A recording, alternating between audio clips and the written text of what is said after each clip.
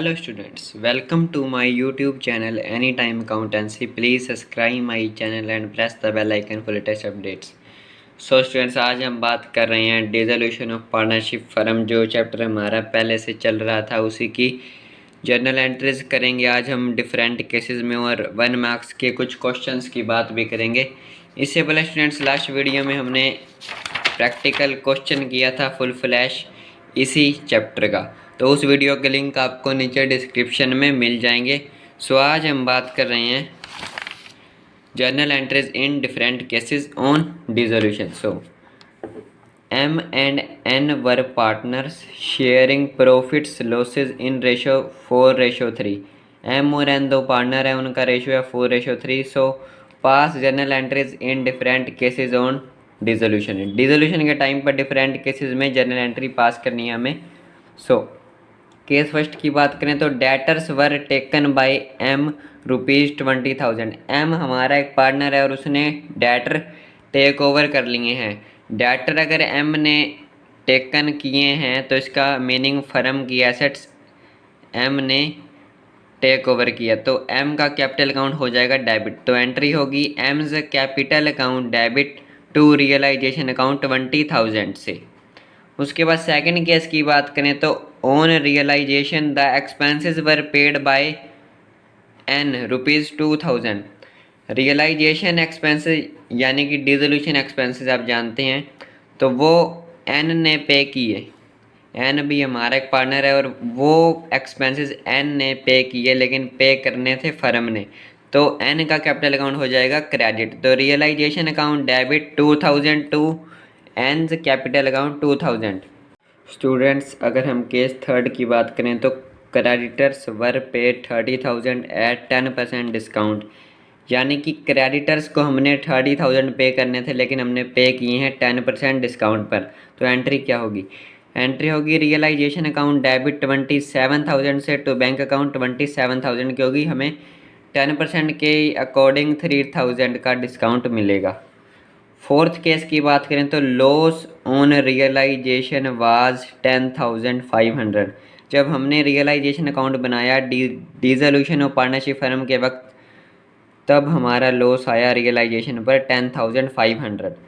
सो उसकी एंट्री क्या होगी? M's कैपिटल अकाउंट डेबिट 6,000 से, N's कैपिटल अकाउंट डेबिट 4,500 से टू रियलाइजेशन अकाउंट 10,500। तो जो 10,500 का लॉस था उसे M और N के बीच में उनके प्रॉफिट शेयरिंग रेशियो में बांट दिया जाएगा, और जो कि रेशियो था 4:3। सो 10,500 को 4:3 में बांटा जाएगा। तो M का कैपिटल अकाउंट डेबिट होगा 6,000 से और N का कैपिटल अकाउंट डेबिट होगा 4,500 से। सो अगर हम कुछ और केसेस की बात करें तो Z and Y are two partners sharing profits और लॉसेज इन 2:1। Z और Y दो पार्टनर है, उनका प्रॉफिट शेयरिंग रेशियो है 2:1। Give journal entries in following cases on dissolution. Dissolution के टाइम पर डिफरेंट केसेस में हमें जर्नल एंट्री पास करनी है। तो केस फर्स्ट की बात करें तो deferred revenue expenditure appear eight 30,000। यानी कि हमारी जो बैलेंस शीट है उसमें शो हो रहा है डेफर्ड रेवेन्यू एक्सपेंडिचर, यानी कि एडवर्टाइजमेंट सस्पेंस। तो इसकी एंट्री क्या होगी? ये लॉस होता है एक तरह का, तो पार्टनर का कैपिटल अकाउंट हो जाएगा डेबिट और डेफर्ड रेवेन्यू एडवर्टाइजिंग एक्सपेंडिचर हो जाएगा क्रेडिट। तो एंट्री होगी Z's capital account debit 20,000, Y's capital account debit 10,000 to deferred revenue advertising expenditure account 30,000, और इस तरह से 30,000 को 2:1 में बांट दिया जाएगा। अगर हम सेकंड केस की बात करें तो profit and loss shown on asset side of balance sheet at 60,000। तो 60,000 का बैलेंस शो हो रहा है एसेट साइड पर। एसेट साइड पर अगर प्रॉफिट एंड लॉस का बैलेंस शो होता है तो इसका मीनिंग होता है लॉस। तो उसकी एंट्री होगी Z's capital account debit Y's capital account debit to profit and loss. इस तरह से ये लॉस को पार्टनर्स के कैपिटल अकाउंट में बांट दिया जाएगा। Z's का कैपिटल अकाउंट डेबिट होगा 40,000 से और Y का 20,000 से टू प्रॉफिट लॉस अकाउंट 60,000। इसी तरह से अगर केस थर्ड की बात करें तो an unrecorded investment realised at ₹6,000। Investment unrecorded थी, लेकिन हमें उससे अमाउंट रियलाइज हुई 6,000। तो एंट्री होगी bank account debit to realisation account, bank में पेमेंट आ जाएगी टू रियलाइजेशन अकाउंट, तो रियलाइजेशन अकाउंट क्रेडिट हो जाएगा। केस फोर्थ की बात करें तो पार्टनर है जो जेड पेड टू क्राइटर ₹20,000, 20,000 क्राइटर को जेड पे कर रहा है और जेड हमारा पार्टनर है, तो एंट्री होगी रियलाइजेशन अकाउंट डेबिट 20,000 से और जेड कैपिटल अकाउंट क्रेडिट 20,000 से। अब ये क्राइटर्स को 20,000 की पेमेंट करनी थी फर्म ने, क्योंकि ये फर्म की लाइबिलिटी है, लेकिन पे कौन कर रहा है? पार्टनर। अब पार्टनर पे कर रहा है तो उसका कैपिटल अकाउंट यहाँ पर क्रेडिट हो रहा है। कुछ और केसेस की अगर हम बात करें तो case fifth, Z agree to pay his wife loan ₹10,000, Z जो कि हमारा एक पार्टनर है वो एग्री हो चुका है कि उसकी वाइफ का लोन वो पे करेगा 10,000 का, तो एंट्री होगी रियलाइजेशन अकाउंट डेबिट 10,000 से टू जेड कैपिटल अकाउंट 10,000। यहाँ पर भी फर्म की लाइबिलिटी जेड पे कर रहा है तो इसीलिए उसका कैपिटल अकाउंट हो जाएगा क्रेडिट। सिक्स्थ केस की बात करें तो loan given by Y to firm of ₹10,000 was refunded, loan Y जो हमारा पार्टनर है उसने फर्म को लोन दिया 10,000 का, वाज रिफंडेड इसका मीनिंग लोन वापस किया है, तो एंट्री होगी वाइज लोन अकाउंट डेबिट 10,000 से टू बैंक अकाउंट 10,000 पेमेंट हो जाएगी। सेवन्थ केस की बात करें तो land and building sold for ₹3 lakh, land and building 3 lakh में सोल्ड की है through a broker who charge 2% commission, broker के थ्रू सोल्ड किया तो उसने 2% कमीशन चार्ज किया, तो एंट्री होगी bank account debit to realisation account 2,94,000। तो यहाँ पर हमें जो अमाउंट रियलाइज़ होगी वो ब्रोकर की ब्रोकरेज पे करने के बाद जो अमाउंट हमें रियलाइज़ हो रही है वो है 2,94,000। अगर एट्थ केस की बात करें तो एक contingent liability of 4,000 was also discharge, contingent liability हमने 4,000 की डिस्चार्ज का मीनिंग पे की है, तो एंट्री होगी रियलाइजेशन अकाउंट डेबिट 4,000 से to bank account 4,000। Ninth case की बात करें तो ए मशीन अनरिकॉर्डेड, यानी कि अनरिकॉर्डेड मशीन है एक टेकन बाय जेड एट 3,000 में जेड ने टेक ओवर की है, but expected price is valued 5,000, लेकिन हमें जो उसका एक्सपेक्टेड प्राइस था वो था 5,000, लेकिन जेड ने 3,000 में टेक ओवर किया, तो एंट्री होगी Z capital account debit 3,000 to realisation account 3,000।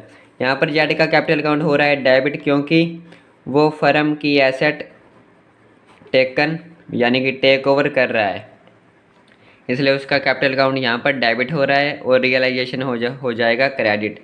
Tenth case की बात करें तो क्रेडिटर्स ऑफ ₹80,000 के क्रेडिटर्स थे, एक्सेप्टेड स्टॉक ऑफ 75,000, उन्होंने 75,000 का स्टॉक एक्सेप्ट कर लिया in full settlement of their account.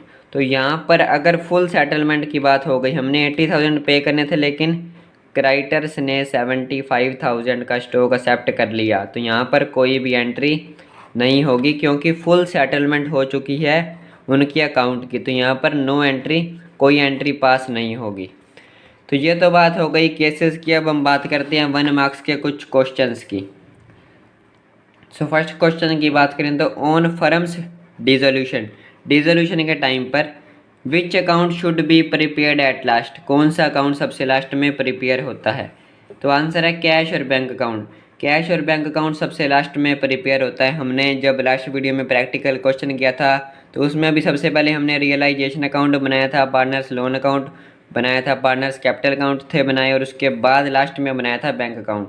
तो कैश और बैंक अकाउंट सबसे लास्ट में प्रिपेयर किया जाता है डिसोल्यूशन के टाइम पर। सेकंड केस की बात करें तो on dissolution patents appearing in balance sheet transfer to which account, जो पेटेंट्स अपीयर हो रही हैं बैलेंस शीट में वो किस अकाउंट में ट्रांसफ़र होंगे? तो आंसर है रियलाइजेशन अकाउंट, रियलाइजेशन अकाउंट में ट्रांसफ़र होंगे क्योंकि सभी एसेट्स ग्रॉस वैल्यू यानी कि बुक वैल्यू पे ट्रांसफ़र होती हैं रियलाइजेशन अकाउंट में। थर्ड केस की बात करें तो on dissolution where is cash in hand transfer, जो कैश इन हैंड है वो कहाँ पर ट्रांसफ़र होगा? तो आंसर है debit side of cash account, cash account की डेबिट साइड में कैश अकाउंट की डेबिट साइड में कैश इन हैंड का बैलेंस ट्रांसफ़र होगा डिसोल्यूशन के टाइम पर। फोर्थ क्वेश्चन की बात करें तो on dissolution where is provision for doubtful debts credited. जो प्रोविज़न हमने बनाया है डाउटफुल डेट्स के अगेंस्ट वो कहाँ पर क्रेडिट होगा डिसोल्यूशन के टाइम पर? तो आंसर है on credit side of realisation account. Realisation account की क्रेडिट साइड में ट्रांसफ़र होगा। फिफ्थ क्वेश्चन की बात करें तो from personal assets of a partner what payment make first. जो पार्टनर है फर्म का उसकी जब पर्सनल एसेट्स को सोल्ड किया जाएगा तो पर्सनल एसेट्स को सोल्ड करने के बाद कौन सी पेमेंट सबसे पहले की जाएगी? तो प्राइवेट डेट्स जो होंगे पार्टनर के उसकी पेमेंट सबसे पहले की जाएगी पर्सनल एसेट्स से जो अमाउंट हमें रिसीव होगी। सिक्स क्वेश्चन की बात करें तो on dissolution where is profit and loss on realisation transfer. जब हमने डिसोल्यूशन के टाइम पर रियलाइजेशन अकाउंट बनाया तो जो प्रॉफिट या लॉस आया वो कहाँ पर ट्रांसफ़र होगा? तो इसका आंसर है in partners capital account in profit sharing ratio. आप जानते हैं कि जो बैलेंस होता है प्रॉफिट या लॉस होता है रियलाइजेशन अकाउंट में वो ट्रांसफ़र होता है पार्टनर्स के कैपिटल अकाउंट में in their profit sharing ratio. Seventh question की बात करें तो Y partner's loan is not transfer to realisation account. Partner's loan realisation account में ट्रांसफ़र क्यों नहीं होता? क्योंकि इसका आंसर है partner's loan is not outside liability. क्योंकि पार्टनर का लोन आउटसाइड लाइबिलिटी नहीं है। रियलाइजेशन अकाउंट में सिर्फ वही आइटम ट्रांसफ़र होती हैं जो आउटसाइड लाइबिलिटी होती हैं, वही केवल ट्रांसफ़र होती हैं।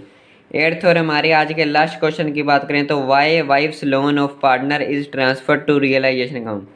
जो पार्टनर है हमारा उसकी वाइफ का लोन ट्रांसफ़र क्यों होता है रियलाइजेशन अकाउंट में? Because it is outside liability for firm. क्योंकि फर्म के लिए आउटसाइड लाइबिलिटी है, क्योंकि ये पार्टनर का लोन नहीं है, पार्टनर की वाइफ का लोन है, तो ये फर्म के लिए आउटसाइड लाइबिलिटी है और सभी आउटसाइड लाइबिलिटीज़ रियलाइजेशन अकाउंट में ट्रांसफ़र होती हैं, तो इसीलिए यह भी रियलाइजेशन अकाउंट में ट्रांसफ़र होता है।